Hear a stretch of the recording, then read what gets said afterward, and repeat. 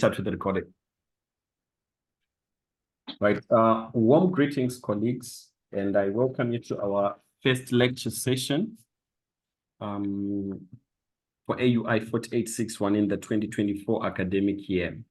My name is Mr. Privilege, and I'm the tutor with Grad Consulting that will be facilitating you guys through this particular module and helping you guys to understand the dynamics in terms of content that you need to take note of, or that you need to be acquainted with in as far as AUI 4861 is concerned. So this is partly an orientational session that I want to, take you through. And then, of course, I would introduce you to the first topic in the context of this module. But anyways, without any further ado, I want us to have a look at important outline in terms of the module, what topics of note that you need to be aware of, and how many there are, and of course, how we're going to be covering each one of them. So essentially, when you're looking at AUI 4861, it has got 6 essential topics of note.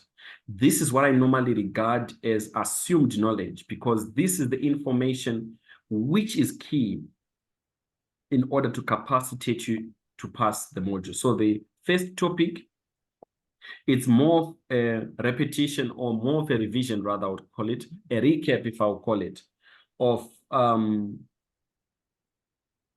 what? Of the IPPF framework that you were introduced to in 3rd year and 2nd year level. So it's still the same thing, same principles, but we're just going to do a recap of it today, just so that I cement your understanding with regards to the concept. Topic 2 deals with regulatory frameworks. Now, with regulatory frameworks, you get to see, for instance, aspects pertaining to the Companies Act content. You also get to see aspects pertaining to the Sarbanes Oxley also coming into play. You also get to see the PFMA and the MFMA Act as well coming into play. So this PFMA and the MFMA, they are regulatory documents that governs the activities of the government at different level, at provincial level and at municipal level. So that's what you'll be dealing with in topic number 2. And of course, together with the King 4 report, right? So when you're looking at topic 2, it caters for all those outlined content that I've mentioned.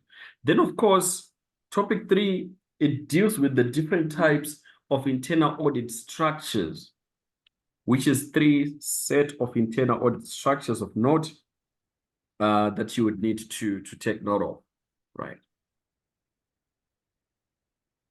Okay, just a second.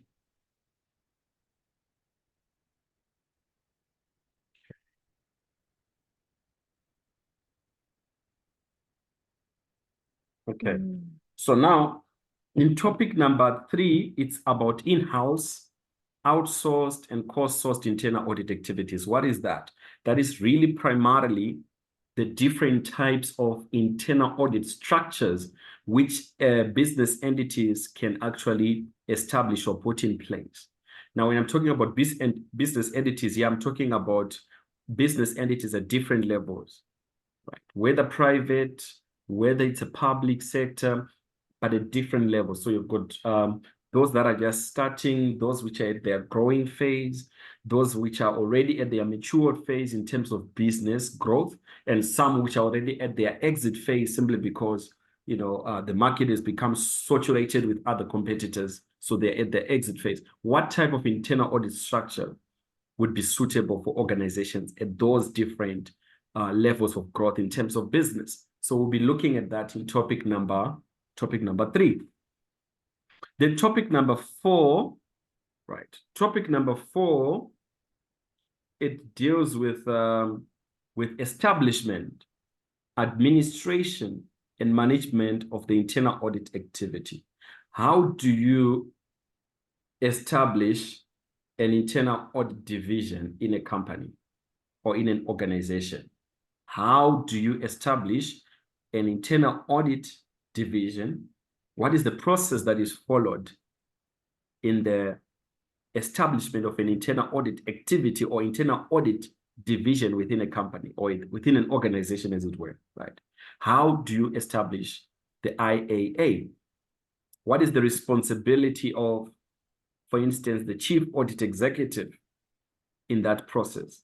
Those are the kind of questions they can actually ask you or test about in the context of an examination or an assignment, right? Also, what is the role that the audit committee plays, the role that management play in as far as establishing an internal audit division in an entity is concerned? That's what you'll be dealing with in topic number 4. Topic number 5 deals with stakeholder communication and audit communication. Now, there are different forms of communications, obviously, that would take place normally in the process of dealing with auditing engagements or assignments that have been assigned to the IAA. So we'll be looking at the different types of audit reports that are generated or issued during the process of conducting an audit, right? So obviously, we do know that the final audit report, it will be what will be compiled in form of working papers. Right? So, but obviously, when it comes to stakeholder communication, who are the different role players involved in an audit communication? So obviously, we do have the CEO's involvement. We also have the audit committee playing a part. And that's what establishes the 2-channel of communication for the internal audit division, or rather for the CAE, Chief Audit Executive, which is what we call number 1. We've got what we call administrative reporting taking place between the Chief Audit Executive and the CEO, right? And then, of course, we also have what we call functional reporting taking place between the Chief Audit Executive and who? And the audit committee or the board, as it would be, right? So that's what you'll be dealing with in topic number 5. I'm just trying to give you an overall perspective of what to expect in each one of these essential 6 topics of note, which I call assumed knowledge for this particular module. And then, of course, topic 6 deals with marketing the internal audit activity. Now, when you hear that, what should come into your mind is, how do we establish the position of the internal audit within an organization, right? It also begins to explain the purpose of the existence of an internal audit activity within an organization. That's what you'll be looking at in topic 6, sorry, right? Marketing the internal audit activity. Very, very important, guys. Now, having said that, I'm going to talk, of course, about the type of questions you'll come across, but later. But for now, to get us started, we'll be looking at topic 1, introductory part, which deals with the International Professional Practices Framework, IPPF.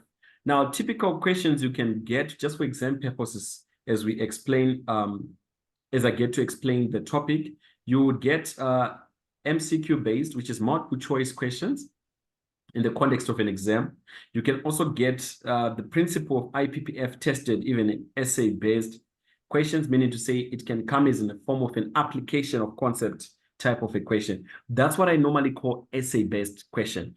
What is essay-based question at honors level, postgraduate level? This is where you're applying the concept and not just only defining principles and concepts, but you apply the principle, those concepts in a real-life problem, a real-life case study scenario. That's what you'll be dealing with in the context where the question is tested in an essay base. Now, what are your sources of reference when it comes to this particular topic? So yes, number 1, there are notes that I've structured, and you notice for almost all the topics, in fact, all the topics from topic 1 to topic 6, there are notes that I've prepared already for each one of these topics that we're going to discuss, right?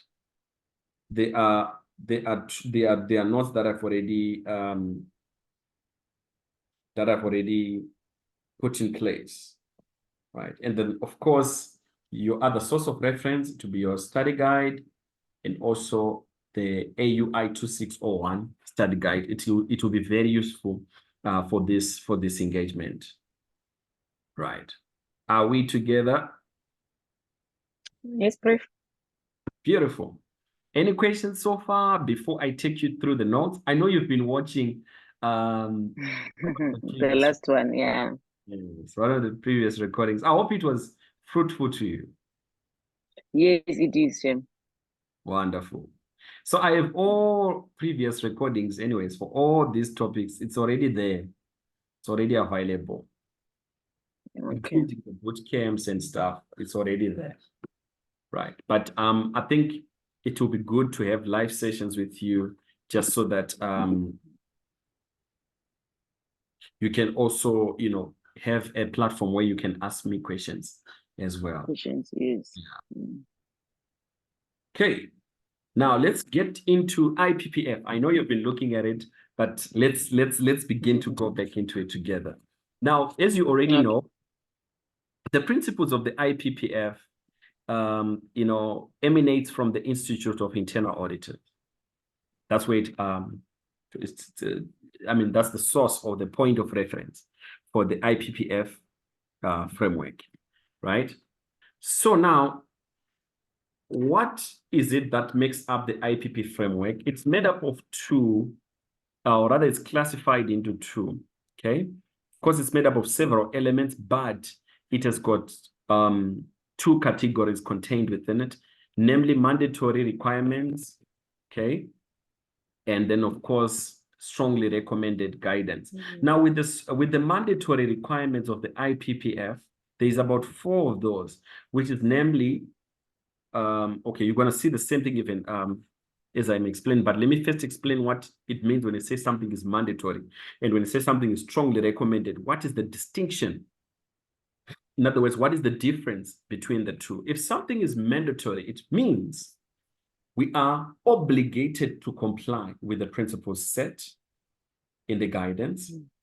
And it is important for us to comply with such principles and guidance in our professional practice of internal auditing in this case. So this guidance is developed following due process, which of course also includes public exposure. So meaning to say these are practices which we would apply whether we are functioning or operating in a private sector or even in a public sector, we will still apply the same principles, right? That's your mandatory requirements. So you are obligated to comply. No negotiations. The moment you're found to be in violation of it, it means there will be violations of the IPPF framework in that case. But nonetheless, it's one of those things that just to explain to you what mandatory requirements are. Strongly recommended. These are guidance which are approved and endorsed. In other words, you are encouraged, inspired by the IAA to also be aware of such and also be in a position to be applying such principles even in your professional practice. So now there are about 2 of those which we'll be looking at obviously as we progress, right? Okay. And notice that with the strongly recommended, they are just helping you, or they describe some of these mandatory requirements in a greater detail so that you have got a better clarity. For instance, especially with the IPPF standards, you see that, for instance, when you talk about, let me just take you to the next page so that most of these things would make sense. So especially when you talk about implementation guidance, they amplify more details regarding to the IPPF standards. That's what you'd see with implementation guidance. Now, okay, I'll show you maybe that material as we go. I have the implementation guidance, supplemental guidance, right? I also have that information in my possession. So, but I'll show it to you as we progress, because I'll make reference to it quite often, especially when we do practical questions. Now, we're gonna, of course, all of these, right, principles, whether mandatory or strongly recommended, is shown in the brighter color. All right, all of this, they are working towards achieving one thing, which is the mission of internal auditing. So when you're applying mandatory guidance, when you're applying strongly recommended guidance, you're working towards achieving the mission of internal auditing. Question is, what is that mission of internal auditing? I'm going to talk about it, of course, after these 2 pages. But before we do that, what is the category classification of these elements? So in other words, what makes up mandatory guidance and also what makes up strongly recommended guidance? Mandatory guidance is made up of 4 elements, namely the core principles of the professional practice of internal auditing. You find these ones in AUI 2601 study guide, clearly defined. That's why you notice when I put the sources of reference for topic 1, I mentioned about the study guide for AUI 2601. Even your lecturers, they also give recommendation to this source reference as well. If you check on my UNISA, they do give quite a lot of reference to that material. Now, you also have the definition of internal auditing, the code of ethics, and the IPPF standards as part of your mandatory guidance. 4 important elements that makes up mandatory guidance. And then 2 is what makes up strongly recommended guidance in form of implementation guidance and supplemental guidance. All of these applied by the auditor, you will be achieving the mission of the internal audit, which is to enhance and to protect organizational value by providing a risk-based and objective assurance, advice, and insight. So you're trying to enhance, protect the value of the organization. How do you enhance, the value of the organization? By improving the way they are doing things. In what way? As far as their risk management processes are concerned, as far as their governance processes are concerned, and lastly, as far as the risk management processes in the organization is concerned as well. That's how we enhance organizational value of the organization. It's enhancing their value in those areas of functionality, which is risk management processes, governance processes, and control processes. But you'd see most of these obviously being clearly defined through the definition of internal auditing. But the mission is to enhance as well as to protect organizational value by providing, right? So what we are providing, it's a risk-based and objective assurance, advice and insight. So when I'm saying advice and insight, already this is explaining the type of service that internal auditors provide. It can be in 2 categories, which can be assurance services, or it can be in form of what we call consulting services. Yeah. So you see, with consulting services, that's where more of the advice. It's more like advisory function in a sense. It also involves training and guidance offered to the entity. When you give them training, you're also helping them to give them insight. With assurance services, these are what we call objective type of assessment. So it's objective intended assessments, where you want to test for compliance, which is in form of compliance audit, or where you want to evaluate the financial systems which have been used to produce financial reports. And that's where financial audit comes in. Environmental audits, where you just want to audit, the way in which the organization is complying to environmental regulations. Right? Performance or operational audit, which is normally applicable to any department, any division within the business organization. Very, very important. So this explains the mission of internal auditing. Now, let's quickly begin to unveil some of these elements. So starting with the definition of internal auditing, I want you to look at how the breakdown of the definition here looks like. This can be a question you can get in the context of an MCQ. Now, internal auditing by definition is an independent, objective assurance and consulting activity, What do we see by the first statement when you say it's an independent, objective assurance and consulting activity? This already brings in the distinction on the type of services which we offer as internal auditors, which can be either assurance services or consulting services, as it were, right? That's the first aspect we see from the definition of internal auditing. So yes, we see that it's an objective assurance consulting activity, which is independent, but designed to add value and to improve an organization's operations. So these services we are offering to organizations, it's intended to add value as well as to improve the operations of the organization. In what area? It helps an organization accomplish its objectives by bringing in a systematic, disciplined approach, right? To evaluate and to improve the effectiveness of what? Risk management processes, control processes, and governance processes. So do you know what is that? Risk management processes, control and governance processes. That explains the focus area of internal audit. So internal audit, it's aimed at improving those three processes within organizations, which have to do with risk management. Now, risk management is a holistic process that can be applied at any department within the organization. We can perform a risk management process for the finance division, risk management process for the IT division, any division you can think of. Risk management processes can be applied, right?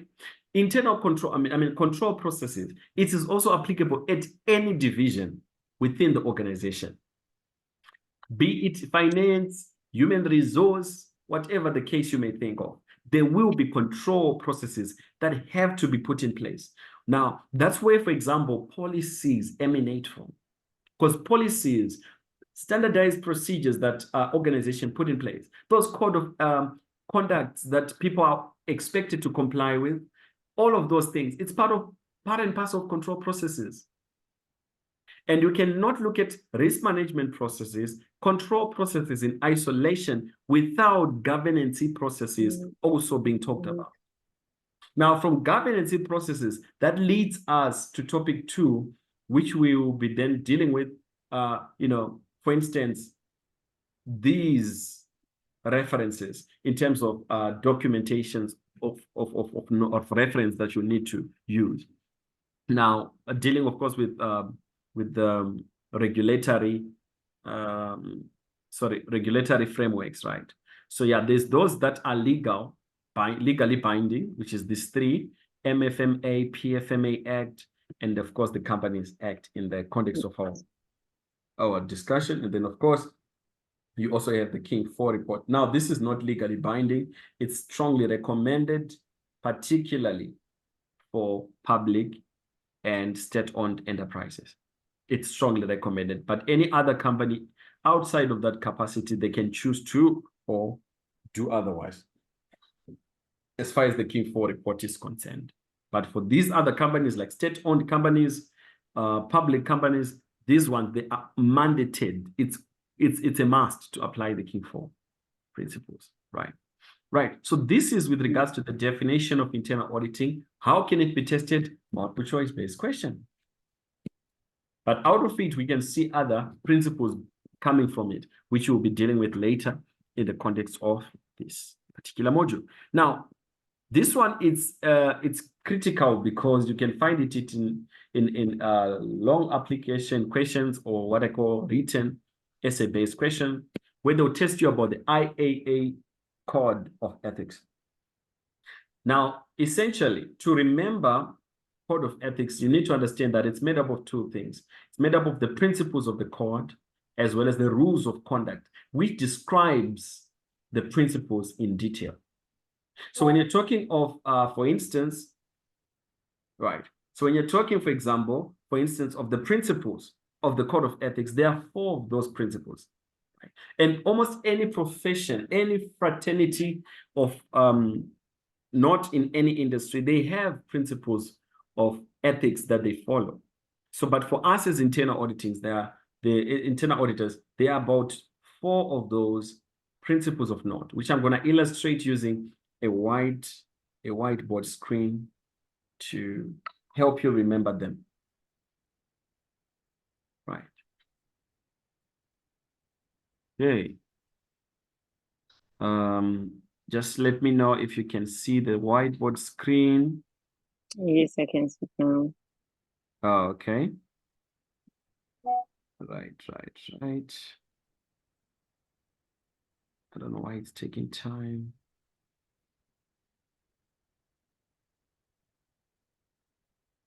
Okay. All right. So essentially,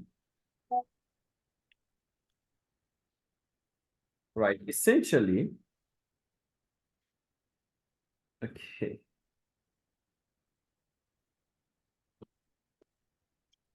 Just a second.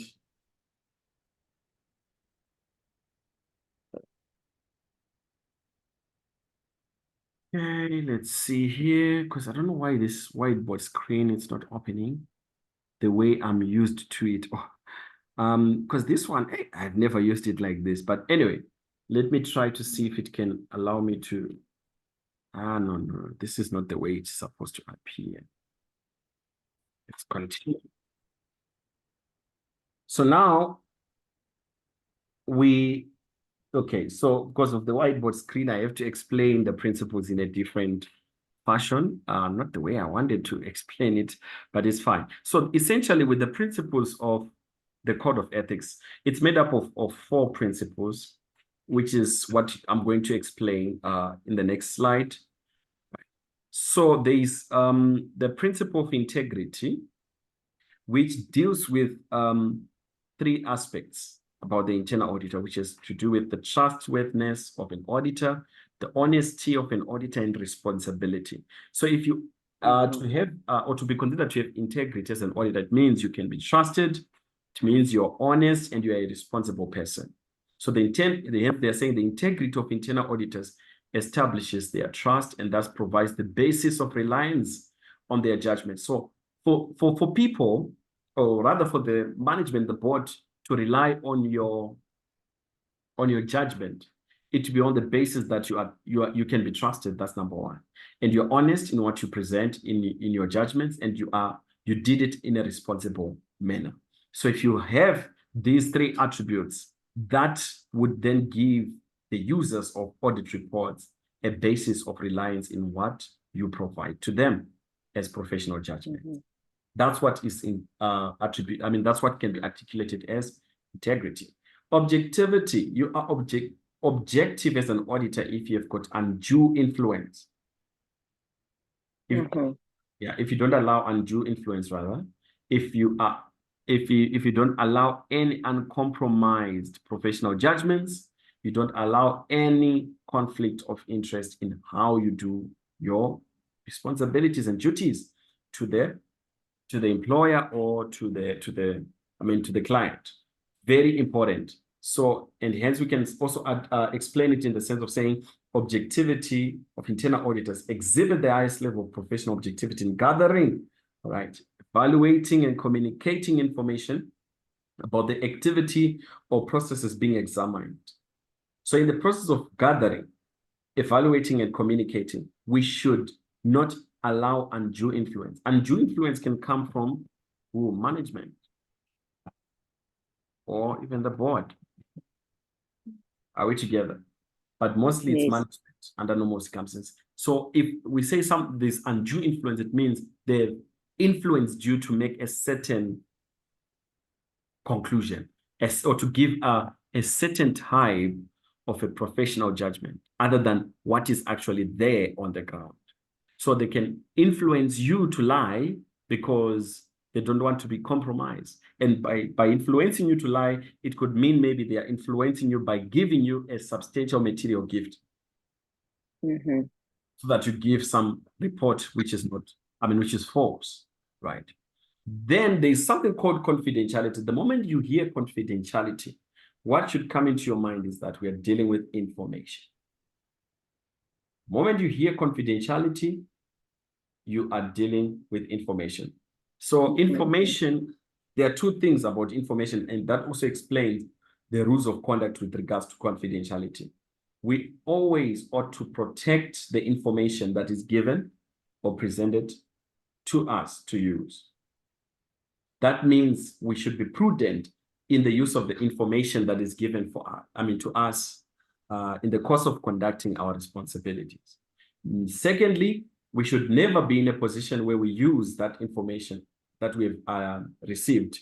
We should never use it for personal gain at all. That's also another important aspect regarding to confidentiality. So it's always about information. Then competency deals with what we call proficiency. The moment you hear competence, just think about the proficiency of the internal auditor. Now, proficiency of the internal auditors has got 3 elements out of it. It deals with the skill level of the internal auditor. It also deals with the knowledge level of the internal auditor, experience level of the internal auditor. So what is it that is supposed to happen as far as skill, knowledge, experience is concerned? We are supposed to increase, right? Or should I say enhance our knowledge, our skills, our experience. We are supposed to increase it. It's supposed to be enhanced, right? It's the same thing as saying you're supposed to improve your skill level as an internal auditor, your knowledge level, your experience level as an internal auditor. So, of course, there are rules of conduct that governs these principles. Now, let's begin to look at some of it here real quick. Integrity has got 4 important rules of conduct.